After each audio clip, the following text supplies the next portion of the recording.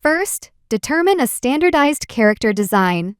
Extract key elements from the main body, defining the core characteristics of the character in one go, generating a unique standardized setting, and avoiding arbitrary changes to core keywords. Second, finalize and lock assets in the library. After confirming the character's effect, click Create Asset and store it in the main body library according to the character category. Secure a unique finalized asset, avoiding duplicate creation of assets for the same character. Third, unified access throughout the process. Retrieve finalized assets from the main body library throughout the entire process. Fourth, refinement involves only localized adjustments. Only modify the areas, avoiding a complete redraw.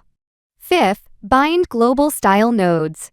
Unify association with the same global visual style node, locking the art style, lighting, and rendering parameters to prevent style inconsistencies.